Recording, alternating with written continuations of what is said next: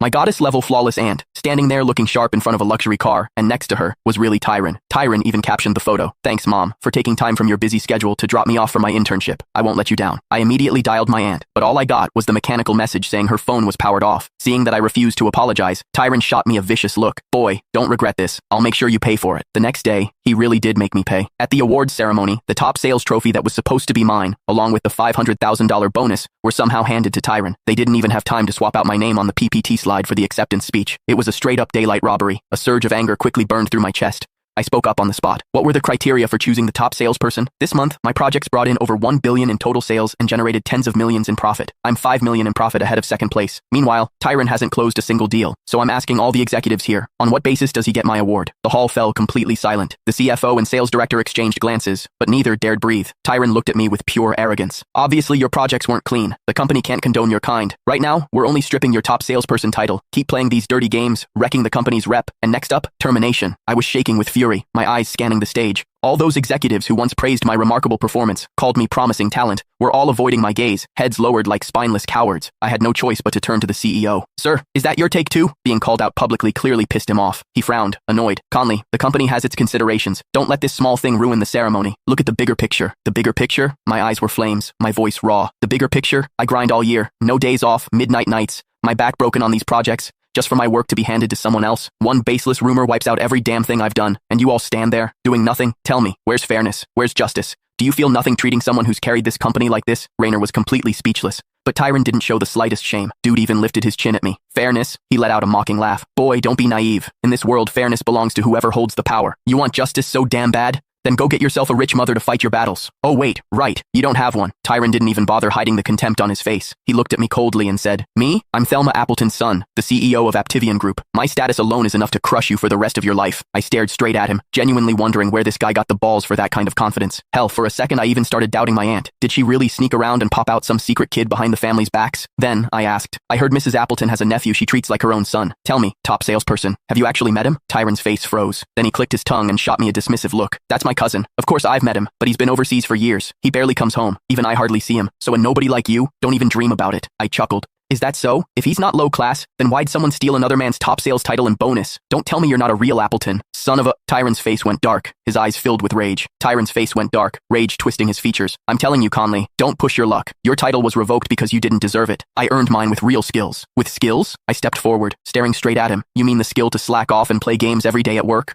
Or the skill to take 2-hour lunch breaks and clock out right at 5? Or maybe, I added slowly, the skill to stare at your computer all day and only type the word proposal on a PowerPoint slide. I wasn't talking fast, but every word landed hard. His mouth moved, but nothing came out. He just flicked his eyes toward our boss in desperation. Rainer's face twisted with disappointment, like Tyron had embarrassed him by being useless. Then he turned to me, his voice cold. Conley, watch your tone. This is a company, not a street corner. You don't get to yell as you please. Just because you won a few projects before doesn't mean you get to be untouchable. Survival of the fittest. You were replaced by someone better. You need to accept that. Stop making trouble. Everyone turned to look at me, waiting to see how big of a fool I'd make of myself for a $500,000 bonus. 500,000? 5 million wouldn't even interest me. What I wanted was fairness. I didn't get angry. I didn't argue. I just just let out a cold, mocking laugh. Fine, I accept it. The top salesperson title should go to someone more capable. The moment I sat back at my desk, HR blasted out 2 announcements. Our employee, Conley Minty, has misused company funds for excessive dining, severely violating company policy. Effective immediately, he is removed from the sales manager position and suspended for reflection. Our intern Tyron Appleton, who has bravely defended company interests and shown outstanding performance, creating massive profits, is now hired full-time. He will take over the sales manager position and all ongoing projects. Right after that, the CEO mentioned me in the group chat. At Conley, due to your wastefulness and disregard for company rules, your monthly bonus is deducted. Write a 10,000-word self-criticism and post it in the group chat for everyone to learn from. Unbelievable. They stripped my title, cut my bonus, turned me into a public example, threw me onto a sacrificial altar, using my humiliation to flex their power. The group immediately fell silent. Even the whole office went dead quiet. Everyone's eyes drifted toward me, some sympathetic, some angry, some gloating. The message just sat there, unmoving, like everyone was waiting for me to swallow my pride and apologize in the group chat. Then Rainer mentioned my name again.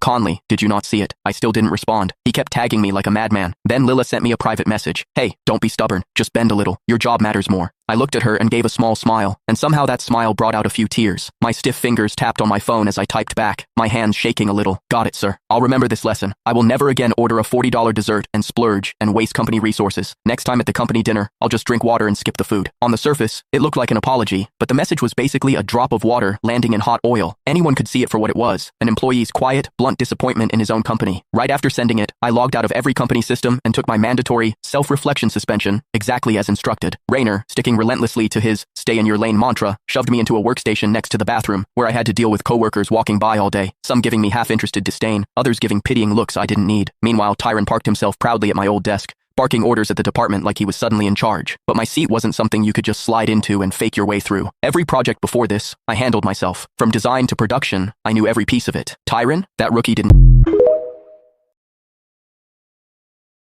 The first thing my foster brother Joey did after getting his driver's license was ask to borrow my sports car to pick up girls. I said no, so on my wedding day, he drove off with my wedding car. Amidst the roar of the engine, he sent me a voice message, sounding carefree. William, I'll take your bride to the wedding venue first. You can just grab an Uber. The scene fell silent. I turned to look at Mia's father, Carter, standing at the back of the crowd. He avoided my gaze and simply said, William, don't misunderstand. Joey and Mia already know each other well. It's just a car ride, nothing serious. Let's not delay the wedding. I nodded, then spoke directly to my assistant. Call the police. Someone just stole a car in broad daylight and is suspected of kidnapping. Also, notify the bank. I'm withdrawing my guarantee on that $200 million loan for the Carter family. Carter's expression changed instantly. He rushed over to stop me, his tone full of negotiation. William, let's talk this through. It's our wedding day. Let's not make a spectacle for outsiders, I replied with a cold laugh. So you do know it's a wedding. The bride just ran off with some other guy, leaving the groom to Uber to his own wedding. You're not worried about being a laughingstock? This is indeed Mia crossing the line. I'll call her right now and tell her to come back. But after 3 consecutive calls, Mia didn't pick up. Joey sent me a message. In the video, he had Mia, disheveled, pinned against the passenger seat. William, look, Mia's so excited she's hyperventilating. I'm just giving her mouth to mouth. I held my phone right up to Carter's face. Is this what you call nothing serious? Since she has Joey, I'll make it easy for both of you. Police cars surrounded the Rolls-Royce in the distance. Mia hurriedly got out of the car, her face still flushed. William, what's the meaning of this? Joey was just joking with you. We're all family here. You really want to send your own brother to jail? Joey stood beside her looking utterly wronged. Don't blame William. It's all my fault for not knowing my boundaries. Don't fight because of me. Mia got even angrier. See how understanding Joey is?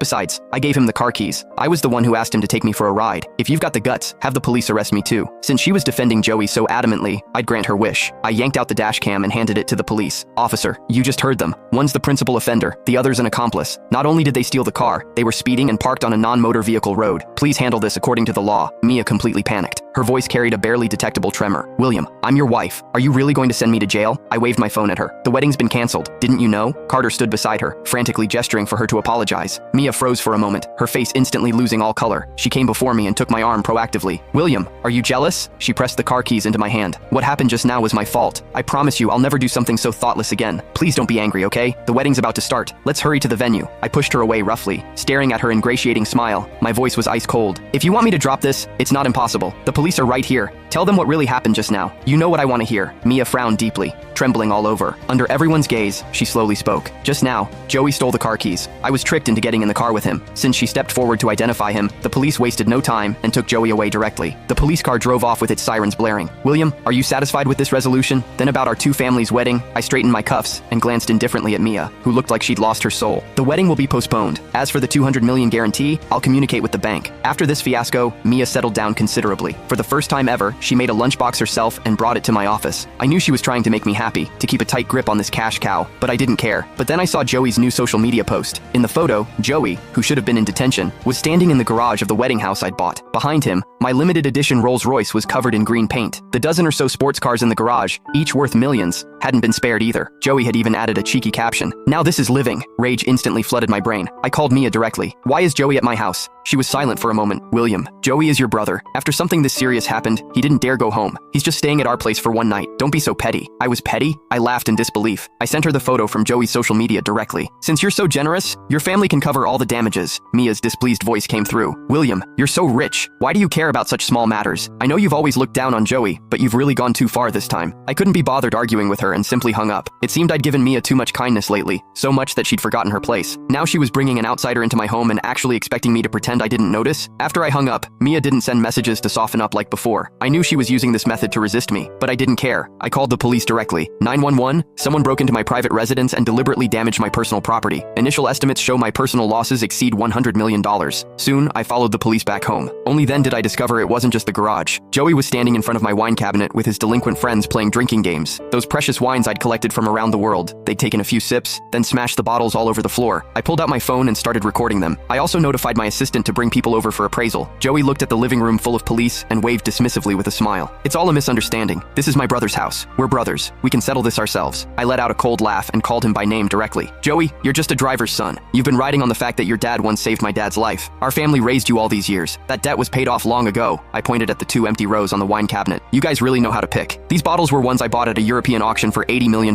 If you can't pay up today, I'm sending you all to prison." Joey's drunk friends instantly sobered up. They waved their hands frantically, trying to distance themselves. "This has nothing to do with me. Joey said to treat this place like our own home and invited us to hang out. We didn't touch those cars either. I have video proof. Joey did it all by himself. He lied and told us he was the heir to the Jones family fortune and said the Jones family wouldn't care about this small amount of money." Joey punched him. "You bastards, you're selling me out?" Several of them got into a brawl until a police officer shouted them to a stop. Joey knelt before me with a black eye. "William, I'm sorry. I know I was wrong. Could you please, for my dad's sake, let me off just this once?" I said nothing. Since childhood, Joey had always competed with me. But now, all the resentment accumulated over the years finally erupted. This time, I absolutely wouldn't let him off. "Can't pay? Then I'll contact my lawyer to file a lawsuit. The sports cars and wines are worth over $100 million. Looks like you'll be spending the next 20 years in prison." I patted his shoulder, my tone light and airy. Watching his face turn deathly pale, I felt immensely satisfied. At the same time, Mia had already rushed to the villa. When she saw Joey's black eyes, she pushed me hard without asking any questions. "William, you actually hit someone in broad daylight? Do you have any respect for the law?" "The law? This is my house. He broke in, smashed my cars and wine, and now in front of the police? Who's the one without legal awareness?" Mia was stunned. Joey grabbed her clothes like a drowning man clutching at straws. "Mia, I really didn't mean it. I just wanted to show my friends around. But William not only wants to sue me, he wants me to go to prison for 20 years. Please save me." Mia looked at me again, her tone no longer as harsh as before. "Joey's just a bit playful. These material possessions, we can just buy more. Why make such a big deal out of it? Fine. You compensate for all the damages at market value, and I'll let him go." Meeting my gaze, Mia hesitated for only a second before gritting her teeth and agreeing. "I'll pay." The police left after having both parties sign documents, citing private mediation. I instructed my assistant, who'd arrived late, renovate the entire villa from top to bottom. As for the compensation, once the lawyer determines the total amount, transfer it directly from Carter Group's accounts. If that's not enough, liquidate company shares until it's covered. Now, Mia wanted to swallow such a huge compensation payment for another man. I could make her go bankrupt. Behind me came Mia's disdainful laugh.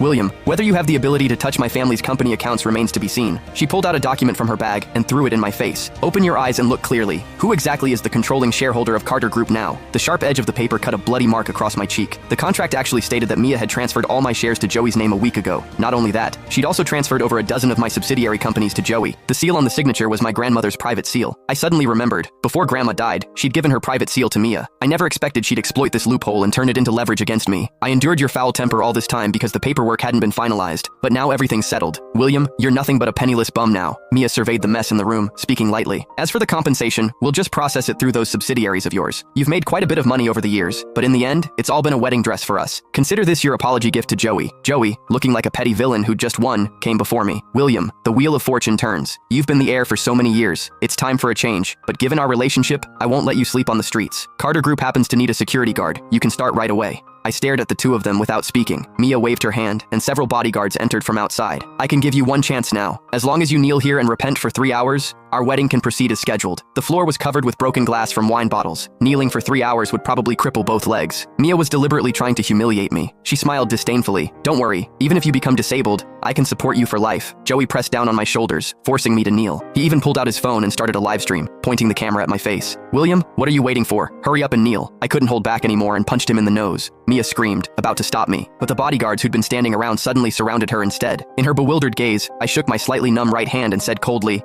Mia, you've misunderstood something. Grandma's private seal can indeed authorize shareholder transfers, but only if we're officially married. But you're an outsider who hasn't even entered the Jones family. Your actions constitute commercial theft, and I have the right to pursue all your illegal activities. As for Carter Group, the moment it lost me as its backer, it was already being carved up. I didn't even need to lift a finger. Her phone vibrated frantically.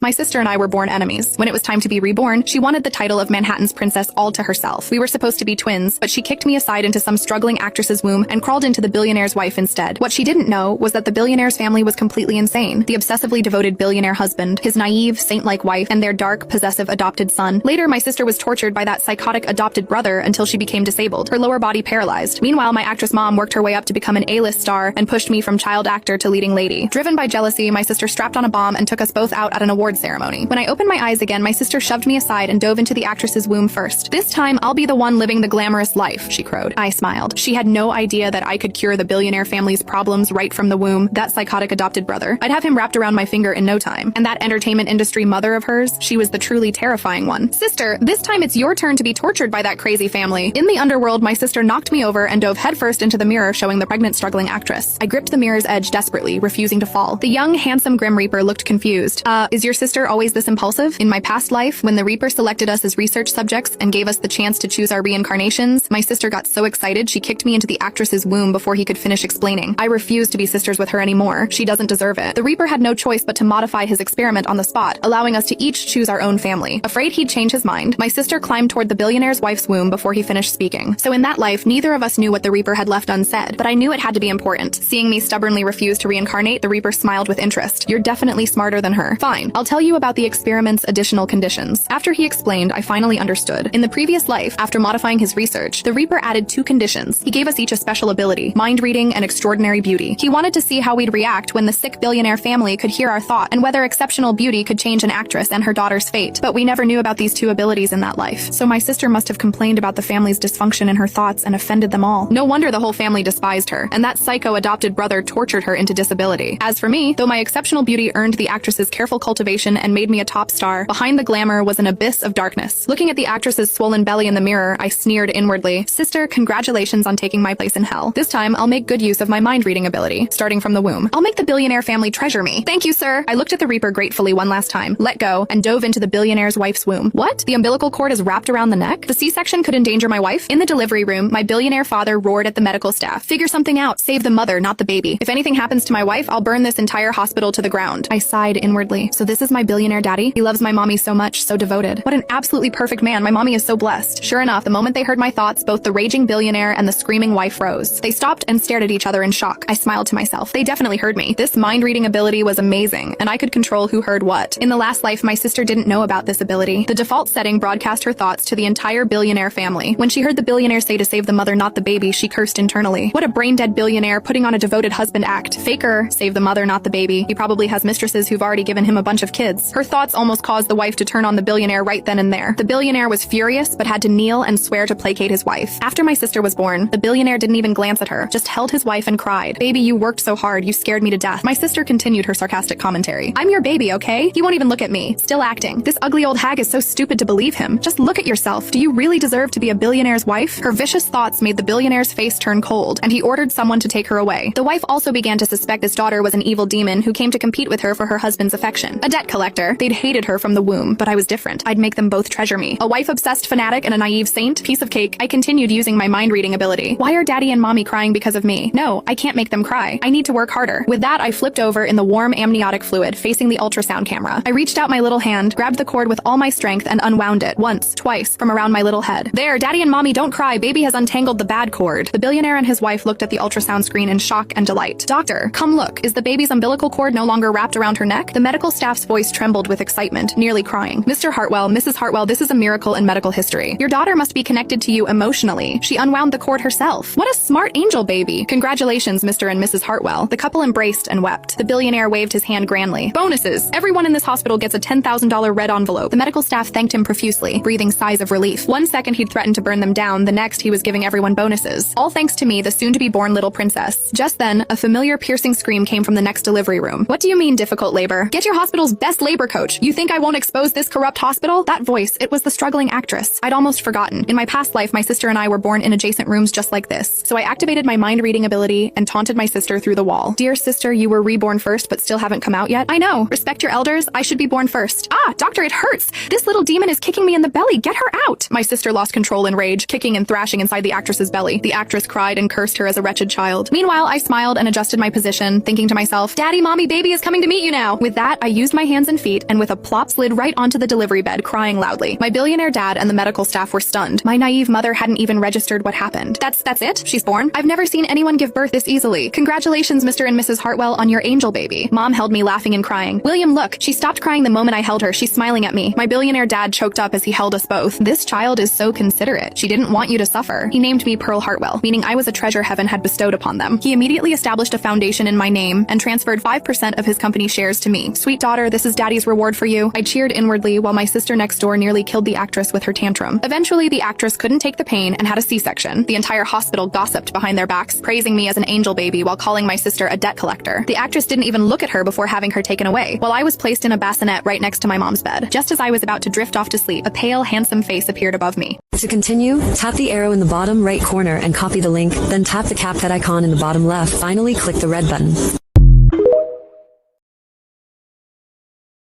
My wife has a ton of guy friends. I kept telling her to keep her distance. But she'd just say, why are you so petty? They're all like brothers from the old neighborhood. Fine. I immediately called my female friend who'd just returned from overseas. My wife wasn't happy about that. My wife stayed out all night again. I scrolled through Snapchat and saw a new video posted by Asher Hayes, one of my wife's guy friends. My wife was in a crowd of men, glass in hand, beaming. I didn't feel a flicker of anger. I turned off my phone, didn't call her incessantly like I used to. I slept straight through till morning. The next day, my wife came home with breakfast. Her heavy smudged makeup still on. She looked at me, trying to be sweet, and started to explain. Darling, I'm so sorry. Asher just got back, so everyone gathered for a reunion. It got super late and I didn't want to disturb your sleep, so I just stayed at a hotel with them. But don't worry, honey. I didn't share a bed with any of them this time. She specifically emphasized that she hadn't slept in the same bed as Asher. Last time she stayed out, we had a huge fight. I was furious that she was a married woman, yet she had absolutely no boundaries. Out drinking with guys every other night, but my wife cried, calling me petty. She swore they were all like brothers from the old neighborhood, her best guy friends. Just thinking about her best guy friends made my blood boil. Asher Hayes was the one I resented most. Asher was Maya's childhood sweetheart. They'd grown up together. In today's terms, Asher was Maya's closest male confidant, her male bestie. But to me, their relationship had no boundaries whatsoever. More than once, I'd seen a drunk Maya snuggled into Asher's arms, playfully whining. They even shared the same drinking glass, completely unbothered. At first, my wife would patiently explain things to me. She'd reassure me, give me peace of mind, but as time went on, she grew increasingly impatient. She'd just throw one line at me. Asher and I have absolutely nothing going on. If something was going to happen between us, it would have happened already. You wouldn't even be my husband. Of course, her guy friends all chimed in to reason with me. We grew up together. We've always treated Maya like our little sister, so don't take it the wrong way, alright? We're just like family. Family? What kind of brother and sister sit on each other's laps and feed each other? It made my stomach churn. I told my wife countless times that I was uncomfortable. I didn't like her going out with them at night. Later, I don't know how it reached her guy friend's ears. Suddenly, her good brothers started making snide,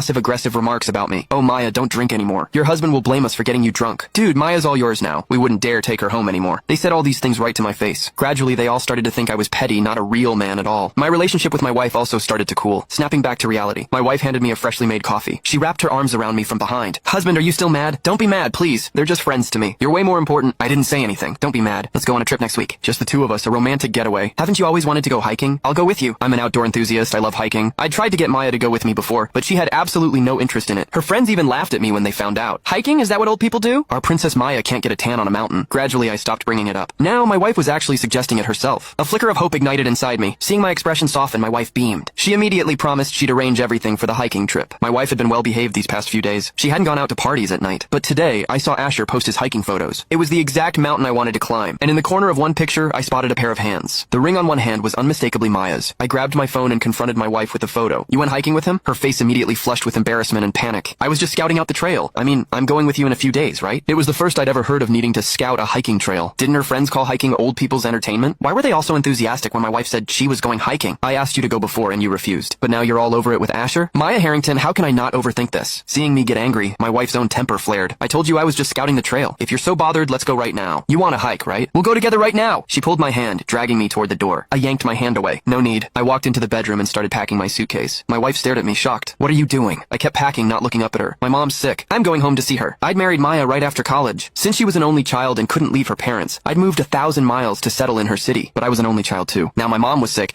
and I couldn't even be there for her immediately. Maya froze for a moment. I saw several emotions flash across her face. A silent, suffocating tension filled the air. Why didn't you tell me? Honey, I'm sad that mom's sick too. Do you need me to come back with you? I bent down, packed the last item, and closed my suitcase. No need. Anyone who truly wanted to go wouldn't ask. That night, I took a direct flight to City B. Counting the time, it had been 2 years since I'd gone home to see my parents. Looking at my mother in her hospital bed, an unexpected wave of guilt washed over me. Leo, why are you here? Where's Maya? Mom, I came to see you. Maya. She's pretty busy with work. My mother didn't have many wishes, only that our family life would be harmonious. Good, good. It's nothing serious. You don't need to worry about me. You didn't have to come. What a waste of your time. I spent the next few days taking care of my mom. Maya, on the other hand, was checking in on me constantly. Every day she'd ask when I was coming back. After my mother recovered, she urged me to return to City A. So I told my wife the date of my return. The day I landed at City A airport, a luxury sedan pulled up in front of me. My wife sat in the passenger seat shouting, "Honey, over here!" I looked closer. The driver was Asher Hayes. My wife naturally got out to greet me. Asher gave me an insolent smirk. "Leo Sterling, you can handle your own bags, right? I won't bother getting out." I didn't reply, just put my suitcase in the trunk myself. My wife linked her arm through mine affectionately. "Honey, you're finally back. Asher heard you were returning and offered to pick you up himself." I opened the back passenger door, expecting my wife to join me, but she casually opened the front passenger door and got back into the front. Asher, with a cheeky grin, casually put his hand on Maya's shoulder, then glanced at me and immediately explained, "Leo, seriously, I just wasn't comfortable with Maya coming to pick you up alone. What a pathetic man, always relying on his woman. He's totally beneath me." My wife's face showed a hint of awkwardness. She quickly changed the subject, opening her phone to show me a group chat. "Honey, Asher really did offer to pick you up, okay? Don't misunderstand. I've been so good these past few days, waiting for you at home every single day." That group chat had all their old neighborhood friends in it. Everyone but me. I pressed my lips together. It's fine. I ignored the barely perceptible challenge in Asher's eyes. He always said he was afraid I'd misunderstand. Yet he constantly did things that made me misunderstand. How many nights had she stayed out? How many times had she been drunk somewhere else? Ever since news of my fight with my wife got out, Asher's overtly inappropriate touching of my wife had turned into subtle, sneaky touching. Normally what had just happened would have infuriated me, but now I didn't care anymore. I couldn't be bothered with the two of them in the front, with their complete lack of boundaries. "Can you wait a few minutes? I'm waiting for a friend." A stunning woman walked toward us. Chloe Vance, clicking in her heels and dragging a suitcase, hurried toward me, waving as she ran. "Leo, there you are! I finally found you!" Chloe pouted playfully at me. "You're so inconsiderate, not waiting for me. Do you know how long I dragged this suitcase around looking for you?" Chloe opened the car door and slid onto the seat beside me, intimately linking her arm through mine. "This is my first time in City A. I don't know anyone, so you'll have to take responsibility for me." This scene made Maya Harrington and Asher Hayes freeze simultaneously. They didn't understand what stunt I was pulling. Maya immediately became alert. Her brows furrowed so deeply, it looked like she was trying to pinch something between them. "Honey, is this who you were waiting for?" Before I could reply, Chloe introduced herself to both of them boldly. "Hi everyone, I'm Chloe Vance, and Leo and I grew up together." "Grew up together?" Maya's tone was sharp. "Yep, we're best buddies, right Leo?" Chloe hooked her arm over my shoulder, saying it to Maya without a care in the world. I glanced out of the corner of my eye at Maya, who was in the passenger seat. Maya was completely stumped. In contrast, Chloe chattered away with me the whole ride. "Oh my gosh, Leo, it's so beautiful, look!" "Leo, do you remember when we were kids?" Leo. Compared to us, the front of the car was eerily quiet. It wasn't that Asher wasn't talking. Normally, whenever we went out, Asher was the most talkative person there. He'd always pull Maya into conversation, going on and on. From childhood anecdotes to the latest gossip from their old neighborhood, he'd always talk about things I couldn't possibly join in on. But now Asher was still trying to start conversations, but Maya's responses were always terse. After dropping Chloe off at her hotel, Maya immediately told Asher to pull over. Then she opened the car door and joined me in the back seat. Her face was black with fury. "Why did you move to the back?" Maya snorted. "What, I'm not allowed to sit here? What exactly is that woman to you?" I closed my eyes, feigning sleep, deliberately avoiding the question. "I'm really tired. Let's just go home." Maya walked into the house without a word. I just finished changing my shoes when I saw her sitting on the sofa, arms crossed, her face a mile long. I pretended not to notice and started unpacking my luggage. After a while, she finally spoke. "What exactly is your relationship with that Chloe Vance?" She stared at me intently, desperate for my answer. "I told you, she's a buddy." "A buddy? You're calling a woman your buddy?" "That woman was clearly all over you. Were you seeing her the whole time you were home? Were you two together all those days?" Her questions came like a machine gun, and the more she talked, the angrier she got. She stood up and threw a cushion at me. I dodged it, ignoring her rage. I said calmly, "She's a good person. As a friend, what does it matter if she's a man or a woman?" "Of course it matters. You're married. How can you be calling another woman your buddy?" I retorted. "Oh really? Aren't you married and you're still calling all those men from your old neighborhood buddies?" Maya was so shocked she couldn't speak. I'd never seen so many expressions cross her face at once. Shock, shame, and regret. Finally, after a long pause, she squeezed out a sentence through gritted teeth. "They're different! I grew up with them. I know everything about them." I cut her off directly, mimicking her usual words. "Chloe and I are childhood friends too. What's so different about that? Can't you trust me?" Maya was completely stumped. For days, she gave me the silent treatment around the house. I simply pretended not to notice. That weekend, we went to Mrs. Harrington's parents' house for dinner, as usual. At the dinner table, Mrs. Harrington noticed the tension in the air between Maya and me. "Maya, Leo moved away from his hometown for you. You can't keep acting like a spoiled princess." Then she looked looked at me kindly. Leo, Maya's been spoiled since she was little. She can be a bit delicate. Don't take it too seriously. Married couples have their ups and downs, but they always work it out. You have to be more understanding. Maya, as if begging for peace, clasped my hand. Husband. She was about to speak when someone interrupted her. Maya, why didn't you tell me you were coming for dinner? Asher Hayes had arrived. Asher immediately hooked his arm around Maya's neck. Maya awkwardly pushed his hand away,